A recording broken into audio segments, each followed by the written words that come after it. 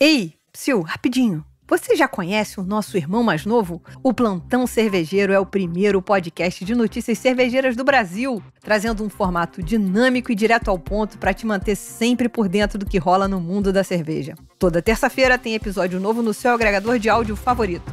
Dá o play e fique atualizado.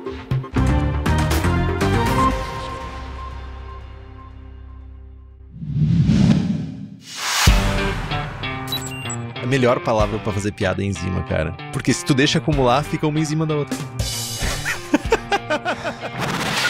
Se você tiver um equipamento que você confia, funciona. Eu não confio no meu, então... Gelatina igual tempo em pó. Melano igual decocção em grão. Desde que eu prometi aqui, eu nunca mais prometi porra nenhuma. Momento arrombado. É, arrombado. Momento arrombado. Começa agora o programa que dissipa mitos e enfrenta até os temas mais difíceis do mundo da cerveja. Apresentado pelo grão-mestre das piadas ruins, Henrique Boaventura. Posso falar a besteira que eu quiser aqui, que tá tudo em casa. Na companhia de pessoas mais inteligentes que ele. Esse é o Braçagem Forte. Alô, Lloyd, Henrique Boaventura aqui. E eu não sabia que dava pra fazer isso. Sempre achei que dry hopping era descarte, mas está aqui essa figura frequente, meu querido e lindo, Duan Ceola, pra me mostrar que eu tô errado. Duan, dá teu oi, pessoal. E aí, Henrique, beleza? Tudo certo? Obrigado pelo querido. É uma honra estar aqui. Eu gosto muito desse programa, acompanho há muito tempo. Então, realmente, quando eu falo que é uma honra, é de verdade, é orgânico. Vamos falar de lúpulo? Simbora? Bora lá. E quem também eu acho que são queridos e queridas, também lindos e lindas, são os nossos queridos apoiadores e apoiadoras que têm vários benefícios em apoiar o Braçagem Forte. Sorteios de equipamentos, livros e merchan exclusivos, participação no melhor grupo WhatsApp cervejeiro do país, acesso ao Julgando Forte, que é a nossa iniciativa de treinamento e aperfeiçoamento de avaliação de cervejas. Nós tivemos kit da Stannis, que você ainda pode acessar comprando no site stannis.com, Stannis com 2 N's, usando o cupom BF12 para ganhar 12% de desconto em qualquer produto. E eles mandam pro Brasil inteiro. E também avaliamos um kit de lagers tchecas da Dude Brewing. Olha que maravilha. Então, se você quiser ter acesso a tudo isso, faça como Denis Torizani, Edmar Kaufeld, Carlos Rogério de Carvalho Dutra, Lucas Aguiar Simões, Samuel Souza, André Leglé, Maurício Grillet Martini, Thales Souza Faria, Rubens Fernando, Thiago Reis, Leandro Almeida, Gabriel Mendes Souza Martins, Carlos Alberto Poitenvan, Wellington de Oliveira Ferreira, Cintia Okawa, Alan George, Felipe Augusto Quintzer, Luiz Henrique de Camargo, Thiago Fernandes Dias e Alessandra Gloeden dos Santos, além de um séquito de outras pessoas mais que nos apoiam pelo Apoia-se. O link é apoia.se/abraçagem-forte e o link tá no post.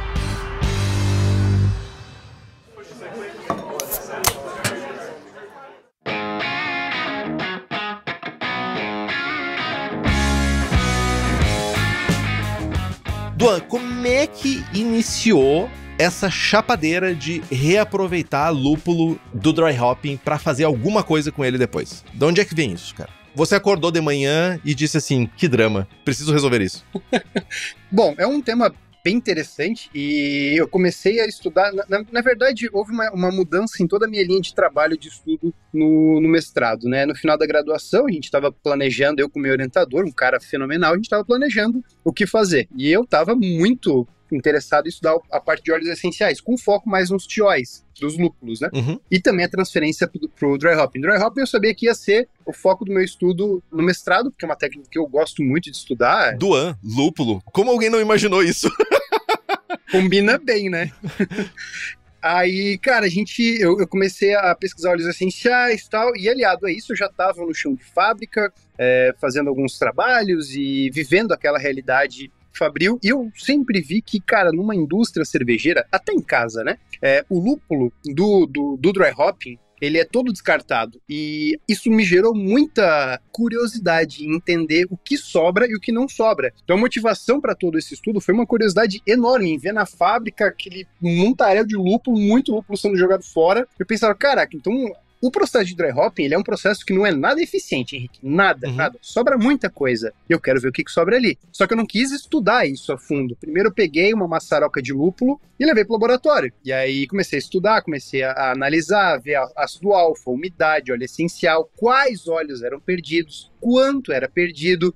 Tudo isso comecei a parametrizar. E aí, num dia à noite, eureka, eu vou focar nisso. Eu acho que tem futuro, tem chance. Levei a ideia pro meu orientador. Ele falou, velho, o que tu optar, vai nessa, né? Vamos aí, eu te ajudo na parte química e tal. E o cara é fenomenal, assim, ele é, na minha opinião, um dos melhores químicos do Brasil, analíticos, né? Na parte analítica. Edmar, né? Inclusive da Universidade do Estado de Santa Catarina. E aí a gente começou a estudar isso, né? Então, eu passei um bom tempo pegando lúpulo de descarte de cervejarias de várias realidades, com dry hopping estático, dry hopping dinâmico, e entendendo como o dry hopping se comportava em cada realidade, para conseguir ter embasamento para o estudo. Entendi. E aí a gente começou a pesquisar, estudar, e enfim, e foi tomando o corpo, né? Todo o trabalho foi tomando o corpo. Só que faltava ainda uma motivação para explicar o porquê do trabalho, não só aproveitar. E a primeira coisa que surgiu na nossa cabeça é, vamos botar uma pitada de sustentabilidade no conceito. E a gente colocou uma pitada de sustentabilidade, e isso ajudou muito, né, a embasar o trabalho, que combinou super bem, né, porque é uma ideia bem sustentável, né, então com isso a gente consegue aplicar o que a gente chama de economia circular dentro de uma fábrica, né. Tem a economia linear, ou seja, o ingrediente ele entra numa fábrica, agrega-se valor ao produto e sai.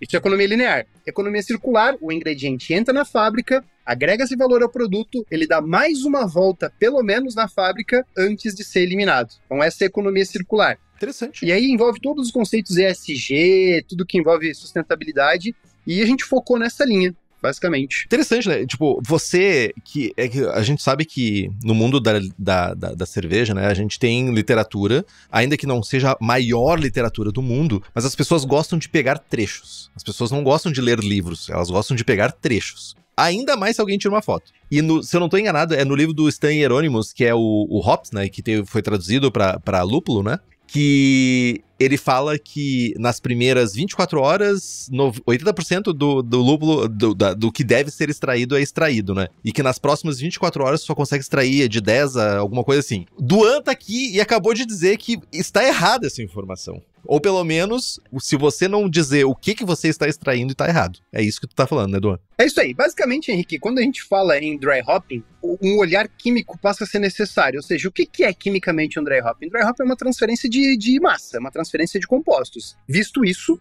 inúmeras variáveis corroboram para a gente ter uma maior eficiência ou uma menor eficiência. Temperatura, pressão, área de contato, tanque grande, tanque pequeno, quantidade de lúpulo, tipo de lúpulo, tudo isso entra em jogo, né? E esse é considerado um tema novo no meio cervejeiro? É uma coisa recente ou é... Porque eu entendi da tua conversa e de outra conversa que a gente já teve sobre esse tema antes de a gente gravar esse programa, que isso foi realmente um breakthrough, né? Tipo, algo disruptivo pro meio. Eu não me lembro de ter encontrado nada, nem em literatura técnica ou científica, pelo menos que eu me lembre, assim. Faz sentido? Faz muito sentido. É muito novo, Henrique. Cara, não tem quase trabalho nenhum, tanto que eu tive muita dificuldade em embasar a minha dissertação, né? Uma dissertação de mestrado, ela precisa ter uma fundamentação teórica muito boa. E eu tive muita dificuldade em encontrar a fundamentação teórica. Pra você ter uma ideia, eu utilizei só 2 artigos para fundamentar toda a parte de introdução, porque não tem na literatura, quer dizer, não tinha na literatura, né? Todo esse conceito. E aí é interessante porque, beleza, a gente fez o trabalho, defendi tudo bonitinho, tive a oportunidade de ir para a Alemanha e lá tem uma amiga, a Mari, tá fazendo doutorado na VLB. Numa conversa lá com ela, a gente tava lá tomando uma cerveja e ela falou, tem um cara lá que tá estudando reaproveitamento de lúpulo do dry hopping aqui na VLB. Eu falei, caraca, é o meu tema. E aí ela comentou, mas tá bem no começo, tal. Então agora tá começando a ser caracterizado todo esse contexto, toda essa ideia, né? Mas sim, Henrique, é um tema muito novo. Interessante, realmente interessante. Tá, mas vamos lá. Já vamos entrar no lúpulo, né? Vamos entrar no rolê. O que a gente perde durante o processo de dry hopping? Tu falou sobre óleos essenciais. O que mais que a gente perde quando a gente faz o dry hopping? Legal. A gente perde e ganha algumas coisas, né? Então eu vou trazer aqui alguns dados da minha dissertação, que tem um título de reaproveitamento do lúpulo utilizado na técnica de dry hopping para produção de extrato de lúpulo para uso na indústria cervejeira. Depois eu explico o porquê do extrato. Esse trabalho, ele não está livre, não está disponível, porque é um trabalho que já foi patenteado, né? Então ele não está mais disponível para acesso. O que se perde, o que se ganha? Vamos lá. A gente tem, basicamente, do lúpulo in natura, eu vou trazer aqui dados gerais, né? Um resumo, né? A gente tem um lúpulo com uma umidade de entre 9% e 10%, uma quantidade de alfa-ácido média de 12%, em média, quantidade de beta-ácido de 4% e quantidade de óleos essenciais na faixa de 1,8%, ou seja, 1,8 ml de óleo essencial para cada 100 gramas de lúpulo. Isso é uma média dos lúpulos utilizados no Brasil para fazer dry hop. Lembrando que lúpulos para dry hop são lúpulos mais específicos, com mais conteúdo aromático, não necessariamente se busca alfa-ácido alto, tem muitos fatores envolvidos aí, né? Isso, e consequentemente o alfa-ácido é alto. Você pega Citra, Mosaic, Simcoe, Amarelo, que são os mais utilizados, o alfa-ácido tende a ser mais alto, por isso que são valores médios, né? Muito bem, depois do dry hopping feito, e nisso enquadra tanto o dry hopping estático quanto o dry hopping dinâmico, o dinâmico ele é um pouco mais fácil de você reaproveitar do que o estático, né? O estático é aquele que você joga o lúpulo no tanque e deixa ali. O dinâmico é aquele que você usa uma dry hoppeira, né? Um equipamento para isso. Ambos, a gente teve um cenário relativamente parecido, o que muda basicamente é a umidade, tá? Então, eu vou trazer aqui valores médios. A gente tem, depois do processo de dry hopping, que durou aproximadamente 2 dias em temperaturas em torno de 15 graus para o estático e 6 horas e temperatura de 0 grau para o dinâmico, a gente teve uma quantidade de umidade que saiu de 9%, 10% para 75%. Tem mais água não, né? Sim, total. Cerveja. Alfa-ácido, que é o ponto principal, a gente perdeu aproximadamente 15% de alfa-ácido no processo de dry hopping. Só isso? Essa é a motivação do trabalho. Só isso, cara. Se perde muito pouco o alfa-ácido, né? Isso que é o charme do trabalho. O alfa-ácido, por si só, ele é uma molécula que tem uma baixa solubilidade em meio aquoso. Então, se não houver um processo de isomerização, ele nem consegue sair da lupulina. Ele fica retido no lúpulo. Se sair, vira trube, ele vira descarte. Então, a taxa de transferência do alfa-ácido puro sem estar isomerizado é muito pequena. Mesmo com a presença de álcool? O álcool não ajuda a solubilizar isso de alguma forma? Esses 15% não são relacionados ao álcool? Sim, são relacionados também ao álcool, mas o álcool nessa condição ele é um pouco mais seletivo para polifenóis do que para alfa-ácido. Tá? Entendi. Polifenóis do lúpulo, aquela parte verde, né? Então a gente perde aproximadamente 15% do teor de alfa-ácido, então as amostras saíram de 12%, em média, 12% de alfa-ácido para 9%, 8% e pouco. Beta-ácido, a gente saiu de 4% de alfa-ácido para 0,7%. Tá? E óleos essenciais saímos de 1,8 para 0,8%, 0,8 ml para cada 100 gramas. Então você vê que o dry hopping, ele tira bastante beta-ácido, tira pouco alfa-ácido, e os óleos essenciais, ele tira praticamente metade. Só que são os principais. Os óleos essenciais que a gente conseguiu caracterizar são linalol, geraniol, enfim, e ele consegue tirar boa parte desses principais. Eu tenho aqui a lista que são mirceno, geranial, cariofileno, geraniol, linalol, nerol, neral, acetato de geranil, farneseno, pineno, limoneno, humuleno, tá? E as suas frações também isomerizadas. Então, esses são os principais que são extraídos, mas não total, tá? Não totais. Eles ainda permanecem na massa que fica? Permanecem. Na matéria vegetal, no spent, né, que a gente chama. E a nível de análise, eu imagino que tu tenha comparado, né? Primeiro o lúpulo sem ter feito dry hopping, né? Então, porque tu falou, inclusive, de teor de umidade, tudo isso, né? A porcentagem de umidade. Então, tu comparou esses valores antes e depois de fazer. É isso, pra ter essa diferencial, né? Isso. E nessa análise, tipo, tem algum fator de variedade de lúpulo que impacta, além de, logicamente, quando a gente fala de óleos essenciais, né? Porque cada lúpulo tem a sua composição de óleos essenciais, mas além disso, tem algum impacto ou limitação de variedades diferentes? Tem. A gente observou, mas isso não foi divulgado no trabalho, porque não faria muito sentido, mas a gente observou que lúpulos que têm uma maior concentração de hidrocarbonetos oxidados, pega um Aida Rossetti, pega o próprio Citra, mas o Citra em menos intensidade, um Sabro, eles tendem a transferir menos óleos essenciais no dry hopping. Lúpulos como Mosaic, Simcoe, Amarelo, eles tendem a transferir mais, porque eles têm hidrocarbonetos puros, sem estar oxidado. E é um pouco contraditório, porque moléculas oxidadas, elas têm oxigênio na sua composição, na sua estrutura. E esse oxigênio tem a possibilidade de fazer o que antigamente a gente chamava de ponte de hidrogênio com a água, ligação de hidrogênio. Hoje em dia, a IUPAC recomenda chamar de interação de hidrogênio. Ou seja, na teoria, a gente deveria observar uma facilidade desses óleos essenciais em grudar na água. Mas na prática, o bonding, né? Que eles chamam de bonding, né? Exatamente, mas isso na prática não aconteceu. Isso aconteceu mais no Whipple Hop, por exemplo, que a gente estudou também. Isso sim funcionou muito bem e corrobora com o que o Scott Jennings já tinha publicado, que lúpulos com survivable compounds são ótimos para final de fervura. A gente testou isso off-topic, né, fora do trabalho, e realmente faz sentido isso aí. Uhum.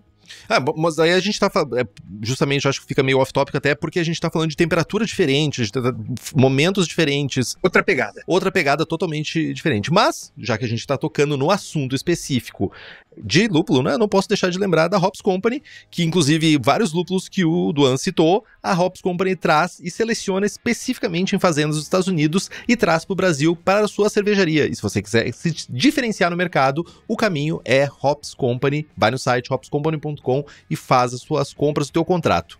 Aí, beleza, aí a gente começa a olhar para a parte de aplicação, realmente. Eu entendi que a gente tem uma sobra de, principalmente, alfa-ácidos, que eu entendo que sobra desse processo, um pouquinho de óleos essenciais, mas eu ainda tenho uma dúvida que é, esse pouco que sobra, ele é útil ou ele é, tipo, é tão pouco que não vale a pena tentar aproveitar ele? Legal, é interessante. Sim, o que sobra é útil, né? Dá para ser utilizado na indústria cervejeira. Só que aqui a gente tem algumas situações um pouco peculiares. Por quê? Como a gente sai de uma matéria vegetal que tem aproximadamente 10%, vou arredondar 10% de umidade, e vai para uma matéria vegetal que tem 75% de umidade, consequentemente, a quantidade de lúpulo que você vai precisar colocar é muito maior. E isso, industrialmente, acaba sendo comprometido. Por quê? Porque a panela, a tina, ela é feita para caber mosto e não mato, né? Então você vai ter que usar muito mais ainda, lúpulo. Né? Mato gasto, então você tem que usar muito mais lúpulo. E observando essa limitação, não vou chamar de desvantagem, vou chamar de limitação. Observando essa limitação, a gente pensou, cara, então vamos fazer um extrato de lúpulo isomerizado, que aí a gente consegue facilitar o uso dentro de uma cervejaria. Então a gente pegou a maçaroca de lúpulo, processou quimicamente, ele tem uma questão laboratorial bem pesada, ajuste de pH, ajuste de cátion de valente magnésio, depende do tipo de tampão, o tipo de alcalinizante que você vai usar, ajuste de temperatura. Cara, foi praticamente 6 meses só para encontrar. Essa ideia de fazer um extrato piorou muito a minha vida. Assim, deu para aprender bastante, né? Mas foi bem complicado, porque a gente aumentou muito a temperatura e aí quando passava 1 minuto a mais, a gente saía de 99% de conversão para 3%. A gente pensava, caraca, como assim? Então, 1 minuto era muito decisivo. Então, tinha que ser algo bem de fácil aplicabilidade dentro da indústria. Algo que, em questão de 1 minuto, não tem uma diferença tão significativa. Então, buscar essas condições laboratoriais e fabris foi um desafio enorme. A gente conseguiu, então a ideia foi realmente fazer um extrato, né? Além disso, utilizar matéria vegetal pura traz algumas limitações para a cervejaria, que é dosagem, como adicionar, né? Claro, você pode considerar, com os valores que eu passei, né? Ou seja, você perde 15% de alfa-ácido, a umidade vai lá para 75%, então com uma regra de 3, é um pouco mais trivial você ter uma previsibilidade de quanto usar, mas mesmo assim a gente observou que foi desafiador lançar um trabalho como esse, simplesmente com a ideia de reaproveitar o lúpulo. Precisa dar um passo a mais e fazer um extrato para padronizar. Sim. É a ideia.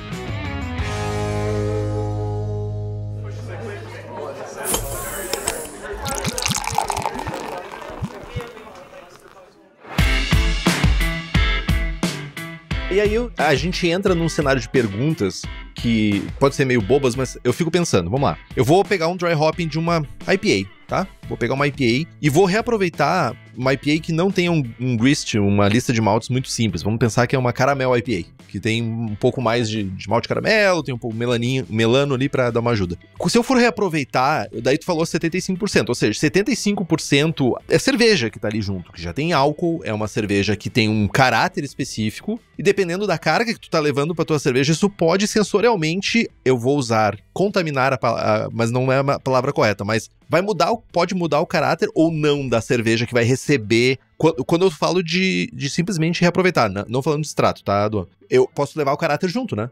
Sim, você leva. Por isso que eu comentei no começo do episódio que você usar o lúpulo de descarte de um dry hopping dinâmico é mais interessante do que o estático. O estático, você tem muita levedura em suspensão, que vai ter um lúpulo com muita levedura, e isso, beleza, é nutriente pra fermentação, tá, mas é muita levedura. E é muito nutriente, calma. Calma, né, a diferença do remédio e do veneno, né? Então é muito nutriente, aliás, é muita levedura, é muita cerveja, então a gente encontrou muita dificuldade, muita limitação em usar o lúpulo do descarte do dry hopping estático. Já o dinâmico, ele é um pouco mais fácil de manipular, porque a umidade está um pouquinho mais baixo, a matéria vegetal, ela tá diferente também, ela tá com uma coloração diferente, e outra, a quantidade de células de levedura é muito baixa, então é mais fácil de utilizar. Então, aliado a isso, a gente viu também que a necessidade de fazer um extrato ajudava na padronização, porque na padronização também, e além da padronização, no cronograma, né? Porque nem sempre o cara vai ter o cronograma exato de pegar o lúpulo do dry hopping ao mesmo tempo que tá abraçando. Uhum. Entende? Então, a estratégia de fazer um extrato foi justamente estabilizar esse trabalho, né? Então, deixar ele mais... Eu posso fazer um extrato, guardar na câmara fria e ir usando durante a semana, né? Sim, porque no final das contas é uma matéria orgânica, né? Enquanto ela tá ali presente, ela vai se degradando, por assim dizer, né? E tem cerveja, né? Tem açúcar. Exato. E uma outra dúvida que eu fiquei também é, antes da ideia do extrato, vocês não comprimiam, né, essa massa de lúpulo, porque ao comprimir tu também estaria extraindo compostos que tu não quer perder, né? Então não fazia sentido diminuir essa umidade ou diminuir a quantidade de líquido absorvido pelo lúpulo, porque o que tu tá removendo tu também vai perder de alface, os restinhos de óleos essenciais, né? Sim, exatamente. Não espreme nada, seria fácil. Só que a minha ideia foi observar e imitar a realidade de uma indústria. Numa indústria, o cara não vai conseguir espremer, 45 quilos de lúpulo ou, sei lá, 10 quilos de lúpulo. Não vai ter um voal e ficar abraçar o voal. Um bagzão, assim, tipo, o cara sai verde depois, 3 anos fedendo a citra. Aquele abraço de urso. Não tem como. Então a gente tentou se aproximar muito do que uma fábrica faria, né? E a minha convivência na cerveja ajudou muito a orquestrar esse trabalho e me deu munição pra defesa também, porque essas perguntas que você fez, a defesa me fez também. Eu nasci pra fazer banca de mestrado, gente. Eu só não tenho capacitação pra isso. E esse extrato, que é um extrato estável, é um extrato que poderia ser usado, ele é um extrato pré-isomerizado ou ele não é isomerizado? Isomerizado já, ele já é isomerizado. Tá, então ele é isomerizado e ele é pronto para... É como se fosse um tetra hop ou um hexa hop, só que sem a questão da mudança para não ter problema com a luminosidade, né? Perfeito. É isso, né? Exatamente. Uhum. Eu não sou burro. Que isso, velho. Mandou bem. Exatamente isso aí. É um extrato de lúpulo sem estar reduzido, né? Que é essa condição que você mencionou, sem estar com aqueles OHs protegidos, né? Para não clivar a molécula. Então ele vai estar refém da luz, né? Ele vai estar suscetível à fotoclivagem, mas é um extrato que você pode usar no final da fervura, é um extrato que você pode usar no início da fermentação, é um extrato que você pode usar para corrigir o amargor, utilizar na filtração, uma indústria eu estava utilizando na filtração, a gente colocava na própria filtração, então acaba sendo mais fácil de utilizar, né, e mais padronizado também. Total. E então, eu quero fazer só uma hipótese, assim. Tipo, tu falou em 45 quilos de lúpulo, de massa de lúpulo final, né? E isso vira quanto de extrato? Em média, 45 quilos de lúpulo, assim, depende muito da condição fabril que a gente tem, né? Uhum. Mas gera algo em torno de 50 litros de extrato, tá? Nossa. Um rendimento ok. Dá pra melhorar e dá pra piorar. Mas é bom o rendimento. Isso dá pra 50... Vamos dizer que isso dá quantos IBU pra quantos litros de cerveja? Legal. A gente basicamente quantificou que aproximadamente 10 ml desse extrato nosso produzido pelo método já estabelecido, ele aumenta 1 IBU prático, né? calculado em 1 litro de cerveja. É um bom rendimento, cara. Então, é um bom rendimento. Só para ter uma ideia, Henrique, a taxa de isomerização convencional, ela não vai passar de 30%, né? A gente chama de taxa de utilização do lúpulo, né? Ela não passa de 30%. Então, todo o trabalho que a gente fez, ficou lá 6 meses estudando, foi sair desses 30% e chegar em 99%. É por isso que a gente consegue um extrato com um rendimento tão alto. A gente consegue, com uma pequena matéria vegetal, isomerizar uma grande quantidade. Se a gente mantivesse naqueles 30%, igual Glenn Tinseth menciona, as principais fórmulas matemáticas de amargor mencionam, como taxa de utilização, a gente não faria sentido fazer esse trabalho, né? Então a gente teve que estudar formas de aumentar a taxa de isomerização do alfa-ácido para aí fazer sentido produzir um extrato. Então a gente teve que alterar o pH, porque você altera a energia de ativação da reação de isomerização. A gente teve que buscar estratégia para utilizando temperatura também e íons metálicos, né? Tudo isso para drenar elétrons do meio da molécula para fazer com que ela isomerize, né? Uma isomerização não envolve adição e remoção de átomo na molécula, é um rearranjo estrutural. Então, temperatura, pH e íons metálicos foi o nosso alvo. E tudo isso é digamos, é como se fosse não é um tripé, porque no final das contas eu acho que tem muito mais variáveis, mas qualquer variável que mexe, tu aumenta a temperatura, tu mexe em outra variável que vai impactar de uma outra forma. Então é todo um ajuste que tem que ser em cadeia, né? Sim, exatamente. Pra chegar nesse cenário. Né? Perfeito. Primeiro a gente testou temperatura alta, 127 graus. Com magnésio a gente viu, cara, lascou tudo, o rendimento deu baixíssimo, porque é muito rápida a isomerização. A gente tá colocando duas condições altíssimas, então a isomerização ela era muito rápida. Uhum. Então formava o isoalfácido e ele degradava. Então beleza, tira o magnésio, continua com temperatura alta, pH alto, degradou. Baixa o pH, temperatura alta, degradou. Pô, mas aí então a temperatura ela passa a ser uma limitação, porque eu vou ficar refém do tempo, né? Uma questão de 1 minuto, como eu comentei, 1 minuto a mais, 1 minuto a menos, a 128 graus, a cinética reacional é muito maior. Tira a temperatura, sem temperatura alta, temperatura de fervura ambiente normal, aí vai ajustando o magnésio, vai ajustando o cálcio, vai ajustando o pH, o tipo de alcalinizante, e aí a gente conseguiu chegar numa receita, entre aspas, né, num método que se torne fácil de aplicar, né? E fácil de aplicar no ambiente que vai usar, né? Não necessariamente vender o extrato, e sim de transformarem extrato na própria cervejaria, né? Exatamente. Olhando para tua explicação especificamente, Luan, eu entendo que esse extrato ele é de multiuso, não tem um uso específico para esse extrato, é basicamente um extrato que traz amargor para tua cerveja não tem um malefício, não tem um downside, não tem o efeito colateral, tem? Não, ele não tem, e é um extrato de alfa-ácido. Não vamos generalizar ele para cerveja. Vamos falar um extrato de alfa-ácido isomerizado. Isso tem uma utilização ampla. Cerveja, ok? E é a menor das utilizações que a gente está aplicando, na verdade. É a menor, assim, menor que eu tô sendo bem otimista, porque isso... Ínfimo. Para cerveja, eu aplico em algumas fábricas que eu consigo ter essa liberdade, mas a aplicabilidade está bem limitada na cervejaria por questões ideológicas do cervejeiro, do dono, limitações de laboratório, limitações fabris também, né? Enfim, tem a possibilidade de usar na indústria sucroalcooleira, que é o foco principal, depois se tornou o foco principal, medicina, toda a parte de medicamentos, né? Enfim, cosmético também, então tem uma ampla faixa de utilização, né? Mas aí, eu não quero me adentrar muito na questão da indústria que usa, mas a fonte do lúpulo para ser usado nessa indústria ainda é a cervejaria, né? Sim, ainda é. Pode ser utilizado o lúpulo normal, né? Sem ser submetido a um dry hop, mas acaba sendo caro, né? Exatamente, é mais fácil daí comprar um extrato. Eu acho que aqui tem a questão de tu tá usando o que é dispensado, né, por algumas empresas para reaproveitar para outras. Então, tipo, comprar o que tá indo pro lixo, basicamente, né, pelo ralo. O problema é que o cervejeiro ou o dono da cervejaria, ele não pode saber que aquilo que tá indo pro lixo vai virar dinheiro, porque senão aquilo que tá indo pro lixo vai virar dinheiro antes de ir pro lixo, e aí vira uma bola de neve. Aí vai inflacionar o custo do resto de dry hopping. É tipo cripto hop.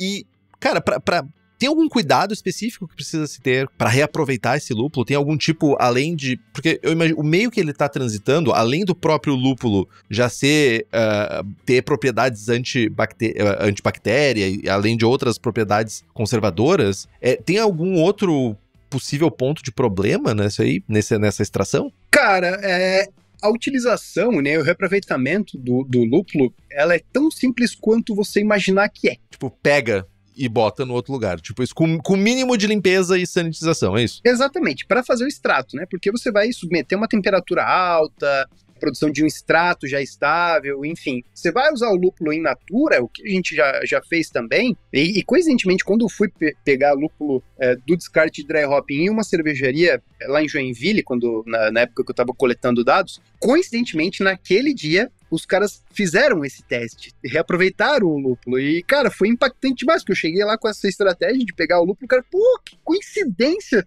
Aí ficou eu e o cervejeiro parecendo dois Neandertais, que legal, cara, como assim? Então foi uma coincidência enorme disso, e não tem muito segredo, gente, você pega a maçaroca, faz os cálculos adequados, né, calcula, vê o quanto você vai usar, se for usar matéria vegetal, e dosa na fervura, por exemplo. Ou vai fazer o processo de extrato, é um pouco mais tranquilo, né, nessa questão. E óbvio, né, os cuidados de higiene de prate, né.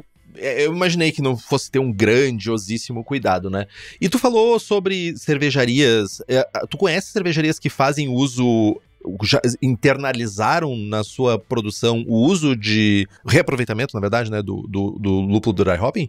Cara, tem duas cervejarias que eu consegui aplicar esse conceito, e eu descobri duas que fazem. Uma no meu mestrado, quando eu fui coletar, que eu acabei de mencionar o estudo de caso, e uma outra que eu vi foi a startup que postou alguma coisa que eles utilizavam um lúpulo de descarte em uma cerveja, uma lupulada.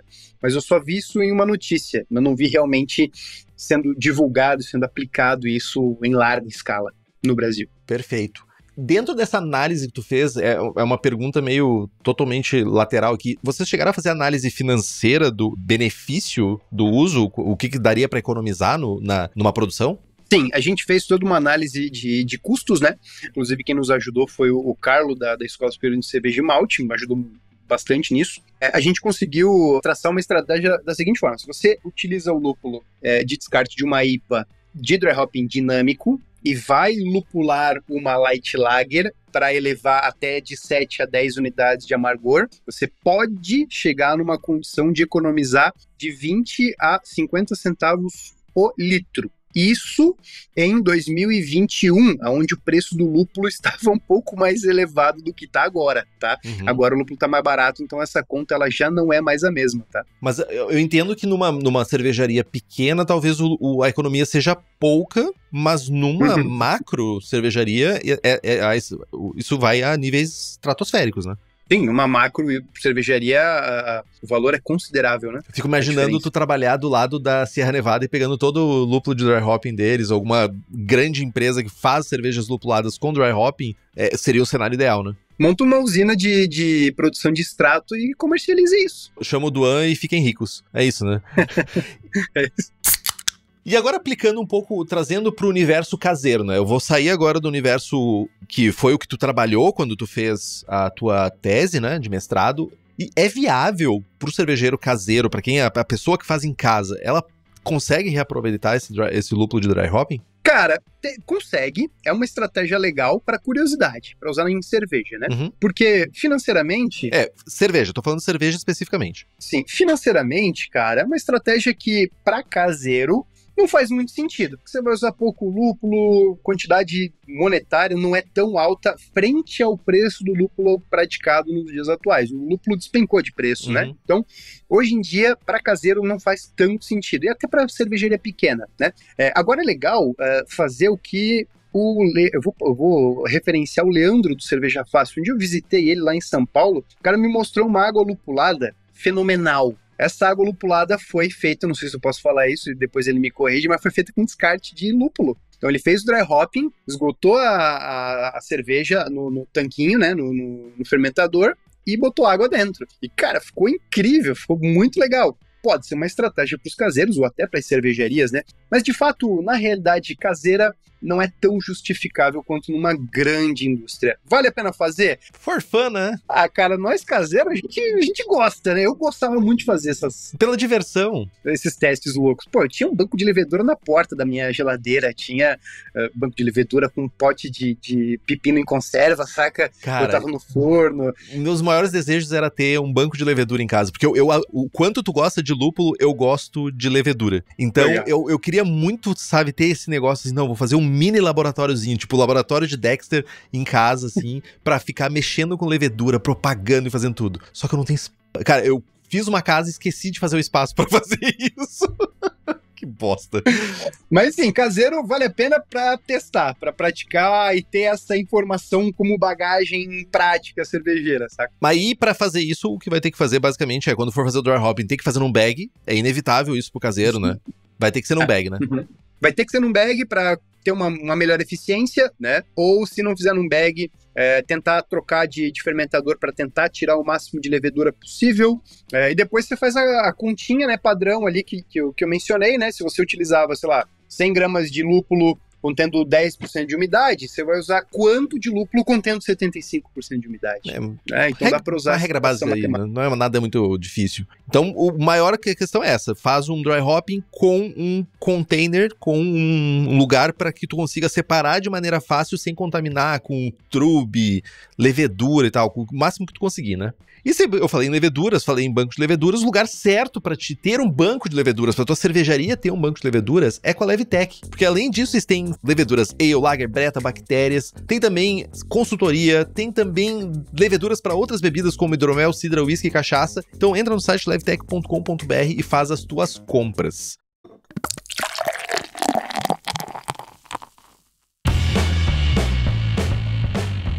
Tenho mais uma dúvida, que é, antes de já te liberar aqui, que é, o uso é único, né? O reaproveitamento é uma vez só, né? Não tem como reaproveitar duas vezes. Não tem, não. Aí chega no nível de exaustão da matéria, que é tipo assim, deu, agora chega, né? Sim, a maçaroca fica marrom depois que é submetida a uma temperatura mais alta, o aroma não fica legal, então destrói tudo, né? Só quem já achou flor de lúpulo numa bomba de recirculação sabe a cor que eu tô falando. Ou num trocador de calor, né? Ou no trocador de calor, que tu consegue desmontar, né? Porque os que tu não consegue desmontar, apesar de tu não ver, lá dentro tá. É isso. Sim. E outra dúvida é... Tem alguma forma específica de conduzir o dry hopping? Eu entendi que o dinâmico é essa forma mais específica, né? Que é pra facilitar esse reaproveitamento. Acho que essa é o único cuidado pra se ter? Seria o único cuidado para um dinâmico, né? Você, assim, para os dois, na verdade, Henrique, eu vou generalizar para os dois cenários, remover o máximo possível de levedura, o máximo possível, tá? Então, tentar tirar o máximo possível de levedura para você não ter essa influência da levedura e aí facilita, né, um pouco mais você ter a possibilidade de reaproveitar. A levedura ali vai ser um vilão. Entendi.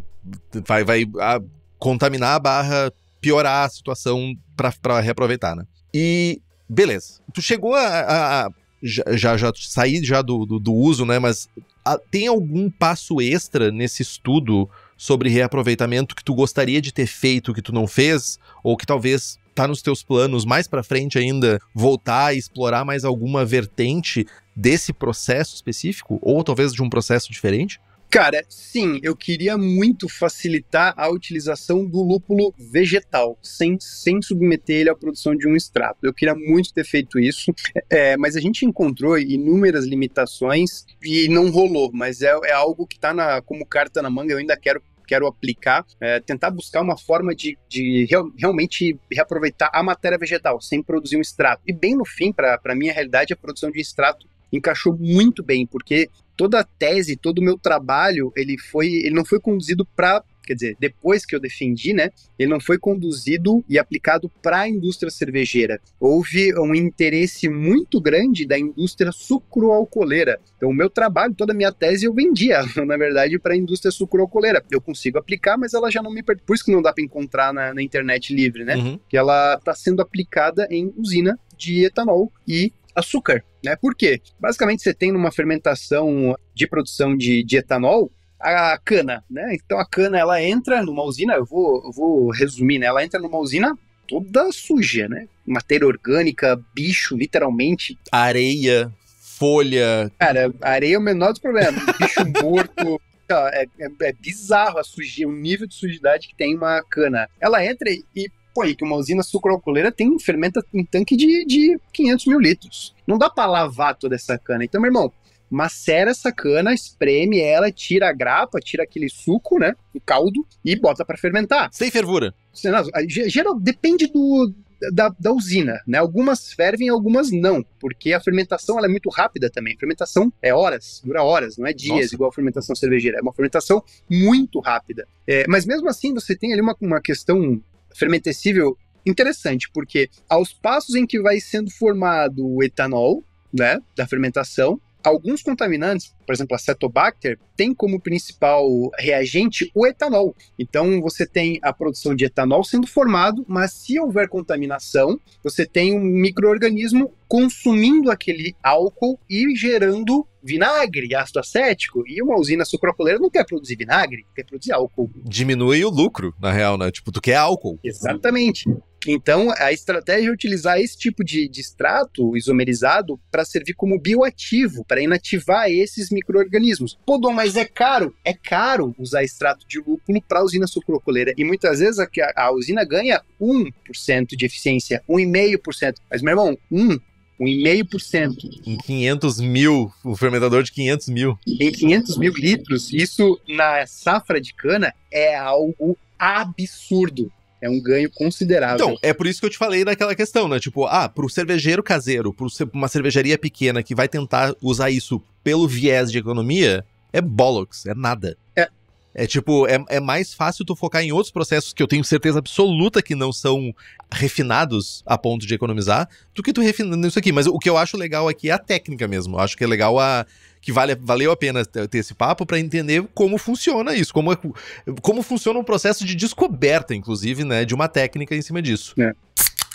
Duan, onde que as pessoas podem saber mais sobre esses teus projetos? Tipo, cara, tu já tem esse projeto que a gente sabe que é um projeto que já foi comprado, já tá patenteado, mas eu imagino que dessa cabeça não vai parar de sair coisa. Então como é que as pessoas sabem pra saber mais sobre o que tu tá brilhando aí? Hoje em dia, o Instagram acaba sendo uma plataforma que é quase um currículo, né? O meu Instagram ele tá voltado bem para a parte profissional. Então, o meu Instagram, eu publico lá, eu posto o meu dia a dia, o que surge de ideia pra gente fazer, enfim. Então, o meu Instagram, lá no link da bio, tem todos os artigos, né? Os meus artigos, os mais recentes e os antigos também. E dá pra mandar uma mensagem lá, trocar uma ideia. Eu sempre respondo todo mundo com uma paciência de monge. Eu adoro essa interação com a galera. É verdade. O Duan é paciente demais, inclusive comigo, porque eu encho muito o saco dele. É isso. Duan, eu quero mais uma vez agradecer por compartilhar esse conhecimento e, tipo, eu sempre acho legal isso. Tem gente que faz cerveja simplesmente pra ter álcool em casa, pra ter alguma coisa pra se enebriar, né? Mas eu acho que tem toda uma ciência por trás e toda uma coisa que a gente pode aprender mais um pouco. Ó, imagina as pessoas aprendendo sobre indústria, como é que tu falou? Sucro o quê mesmo? Sucroalcooleira? Sucroalcooleira, aprender que o lúpulo é usado nisso. Imagina a quantidade de levedura que não é usada nesse processo e que tipo de levedura que é usada pra ser super rápido e foda-se éster, foda-se fenol, foda-se qualquer coisa, só que faz álcool. É só isso que eu preciso. Álcool elevado, melhor ainda. Álcool superior, fenólico. Dane-se, eu quero álcool. Me dá o álcool mais forte que der aí. Então eu acho muito legal isso. Mais uma vez, muitíssimo obrigado por topar vir aqui falar com a gente e trazer teu conhecimento todo aqui. Que é isso, Henrique, é uma honra, um prazer enorme poder falar um pouco do que a gente vem trabalhando, que a gente estudou e vem trabalhando aí. É uma honra estar aqui contigo. Bom demais. Quero agradecer também Walter Taveira Júnior, Douglas Tadeu Specht, Fernanda Santos da Costa, Lucas Ramadaia Prates e o Matiazinho. E nos sigam no Instagram, estamos no Spotify, Apple Podcasts, YouTube Podcasts, Deezer, todos os agregadores, a gente está lá. Se você puder fazer um review, é muito importante para nós. Compartilhe os episódios com seus amigos, tem dúvida, sugestão de pauta, crítica, quer anunciar a sua empresa ou seu produto, e-mail para contato@braçagemforte.com.br ou mande uma mensagem para nós. É isso então, Duan? Fechou. Braçagem forte? Braçagem forte, é isso aí, tamo junto.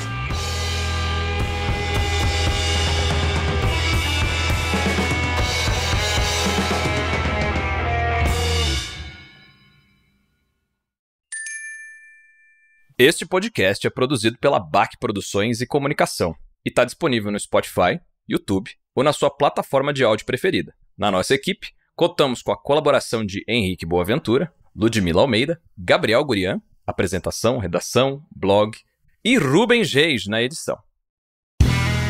Este podcast foi editado por Play Áudios.